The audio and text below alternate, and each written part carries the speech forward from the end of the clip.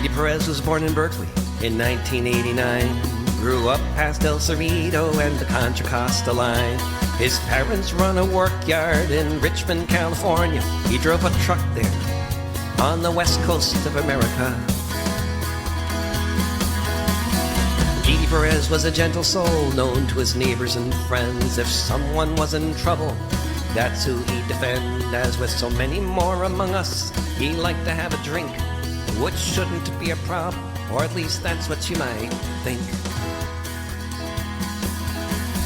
Pedie Perez was hanging out on Cutting Boulevard. 24-year-old Pedie Perez was shot and killed by Richmond police officer Wallace Jensen in front of Uncle Sam's liquor store on Cutting Boulevard on September 14th, 2014. Pedie was unarmed, and there was no violence or disturbance or any reason for the police to be called in. Pedie was not arrested or charged with the crime. Jensen claimed that Pedie was violent and that he lunged for his gun, but several witnesses contradicted that account. Pedie Perez was turning, as the ballistics evidence shows, trying to walk off. Everybody knows, except for the cop who pulled out his gun, who figured death was imminent. Pedie's dad, Rick Perez, heads the family business. The trauma of the shooting and the quest for justice is in the front of his mind every day. You know, I knew who my son was. I knew his characteristics and stuff, and what the police tried to describe about him day one was horrible. It was not my son. And then we have half a dozen witnesses that are all consistent in saying that this did not occur the way the police say. Even the police commission did their own private investigation from someone other than the police department, and they said the officer's testimony was inconsistent with the evidence, and even apparently he shot my son when he was on the ground trying to get up. I can't not say that my son was intoxicated, but still he wasn't reaching for the cop's weapon like the story that the police and the police lawyer fabricated. So it's just when you want to look up to someone you look to protect you, and they sit there and fabricate lies about someone that they murdered, it's not a good experience. Pedie worked in the family business, which was started by his grandparents over 50 years ago in 1972, when they started picking up newspapers and cardboard for recycling in their 1950 Chevy pickup. Their business grew into one of the largest pallet and cardboard recyclers in the area. Their son Joe also works in the business. I'm Rick's little brother, yep. Okay. Pedie was my nephew. Pat, 83, and Richard, 84, still go to work every day at Perez Brothers. They pick up 700-pound bales of cardboard from supermarkets and bring them back to the Perez yard in Richmond for processing. The Perez family worked tirelessly seeking justice for Pedie. They attended countless city council meetings, spoke to community groups and allies, lobbied state government to pass laws holding police more accountable. Gradually, the family's campaign for justice got traction in the community. They won support from neighbors as well as community leaders, city officials, and even the Richmond Police Department. Richmond City Council member Sohail Abana has been an unflagging supporter of the Perez family. A couple of years before COVID happened, I was attending a city council meeting. I was sitting next to the family, and I noticed they had pictures, hanging from their necks, and I asked them about it, and that's where I learned about it. And when I came to the city council as a member, I kept seeing him every week, and I realized it's a wound that has never healed, and we need some sort of closure. not just for the family, but everyone in the city who's watching, As a mother, I found it incomprehensible, the amount of pain they're going through, and they're still feeling like they have been unheard at the city council. So I realized something must be done, and then I initiated the process, a sort of reconciliation with the city, with the police department, and I'm very happy about the way that our Richmond police chief has handled it, Chief French, the cultural sensitivity training that she has started, and the fact that it's including a module about Pedie Perez. It's awesome, and they invited the family to the first session. They talked, Rick Perez talked to the new hires, the officers that were going through the training, and there was a proclamation from the police department to the family. So we're trying to heal the deep wound gradually at the city level. Wallace Jensen, the cop who killed Pedie, was never disciplined or prosecuted for the shooting. The district attorney refused to bring charges and told the family no jury will ever find him guilty. But the Perez family's efforts to win justice for Pedie was successful in other ways. In 2016, the family filed a wrongful death lawsuit against the city and won a settlement of $850,000. And in 2018, after a 4-year struggle, they forced Richmond Citizen Police Review Commission to admit that the police used excessive and unreasonable force against Pedie. They successfully lobbied the state legislature to pass bills holding police more accountable for improper actions. And in 2023, the Richmond Police Department established a cultural sensitivity program for all new police officers. Police Chief Bisa French explained the program.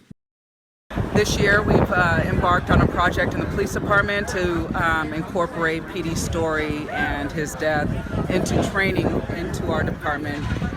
It's called Cultural Competency Training, and we're talking about Pedie's death and the impact that it had on the police department as well as the community, and how it really broke trust within the police department and the community, and how we're trying to mend that trust back. So right after his death, we looked at policies and procedures. We did change some policies in terms of training our officers in de-escalation.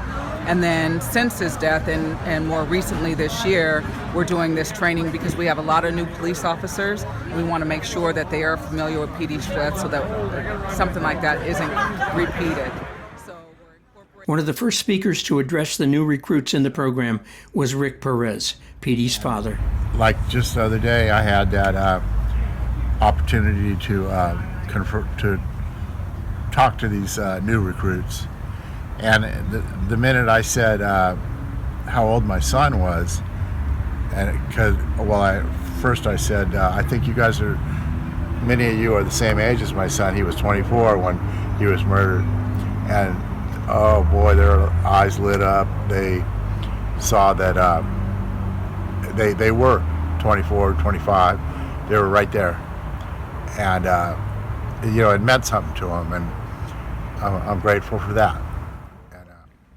Neighbors and friends joined in the Justice for Pedie campaign, including John Toki, a ceramic sculptor with a studio and workshop just down the street from Perez Brothers' yard. I would stop by and speak to Rick Perez about his son, and I asked him about making a memorial for him, for Pedie. So every 2 years I'd stop by and would say to Rick, why don't we do a memorial? It could be a mural, it could be a bench, it could be a life-size, maybe a figure, a portrait of Pedie. So every 2 years I'd stop by, and Rick wasn't ready. So it'd go 2 years, I'd ask him again, 4 years, 6 years. After 7 years, Rick said, yes, let's do a memorial for my son. And so Rick said, we want to do something across the street where Pedie had been shot and killed, unfortunately. So that's the beginning of the project, the Pedie Art Can project. Toki envisioned a memorial to Pedie to be placed in front of Uncle Sam's liquor store. The memorial would consist of 2 concrete trash containers decorated with ceramic tiles depicting Pedie's life. Looks good, Esther. Okay. Line it out. Toki devised a process to imprint the photos onto permanent weatherproof ceramic tiles, which were then fired in a kiln and then cemented to the sides of the containers. Go ahead and hand off to Soyla. Actually, standard plans. Yeah, someone who's sympathetic but also knows how to navigate the city.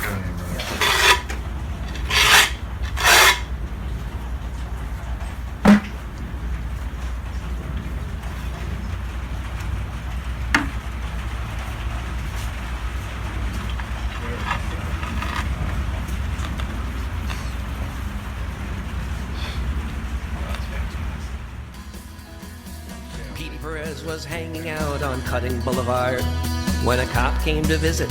He had been drinking hard, but Pedie gave his address, said where he was bound, when the cop began to beat him and threw him to the ground. The containers are now in their permanent location at Uncle Sam's liquor store on Cutting Boulevard, a lasting memorial to Pedie's life and death. He tried to get away, he wasn't lunging for the gun, all the witnesses say. The memorial was dedicated May 18th in a public ceremony attended by hundreds of supporters, including Contra Costa County Supervisor John Gioia. For those that have children or really other relatives, to lose a relative, to lose a child, is hard to explain. But to lose a child also to the hands of law enforcement is that much more difficult to understand, because we expect law enforcement to protect us. The witnesses told the truth and the officer lied. The city saw this too and paid the family. Pedie's mom and dad, Rich and Julia Perez, explained what the Pedie Memorial means to I them. come by here every day, and people talk to me about it all the time. I make sure to point it out for the ones that haven't looked at it, but many people pointed out to me, wow, that's great what you did and what you got done here. So I just, every day, like I said, I go by here and I'm glad to see that he's honored this way. No, I appreciate everybody's attention and dedication to these projects that we've established here and making Pedie's memory a legacy for us.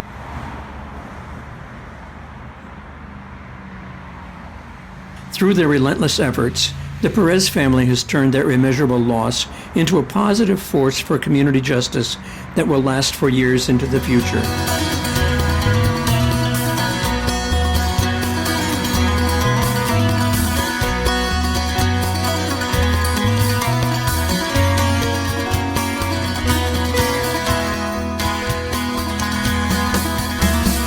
Pedie Perez was born in Berkeley in 1989.